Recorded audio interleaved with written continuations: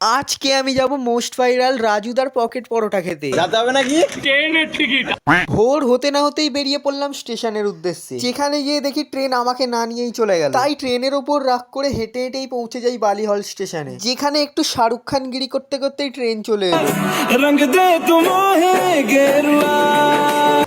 তারপর ট্রেনে উঠে একটু হিরোদের মতো থার্ড বার্ড মেরে পৌঁছে যাই আমাদের ফাইনাল ডেস্টিনেশন শিয়ালদা। তারপর একটু হাঁটাহাঁটির পর পৌঁছে যাই আমাদের শিয়ালদার শাহরুখ খানের কাছে। তারপর রাজুদার সাথে একটু কথাবার্তা বলার পর আমিও নিয়ে নিই 1 প্লেট পরোটা। পরোটাটা নিয়ে একটা জায়গায় গিয়ে যখন একটুখানি পরোটা মুখে দিলাম তখন বুঝলাম এত ভিড় কেন হয়। আর একবার ব্যাস ভিড়টা দেখে নাও। পরোটাটা খেয়ে বুঝলাম ঠিক লোকই ফেমাস হয়েছে, স্বাদ আর ব্যবহার দুটোই অসাধারণ। তাই আমিও রাজুদাকে তার ফেমাস ডায়লগটা একবার বলতে বললাম। এক প্লেটে 3টে পরোটা, আনলিমিটেড তরকারি, একটা আপেল পেঁয়াজ, একটা কাঁচা লঙ্কা, মাত্র 30 টাকা। যাতে হবে না ট্রেনের টিকিট। তো এই হচ্ছে আমাদের রাজুদা।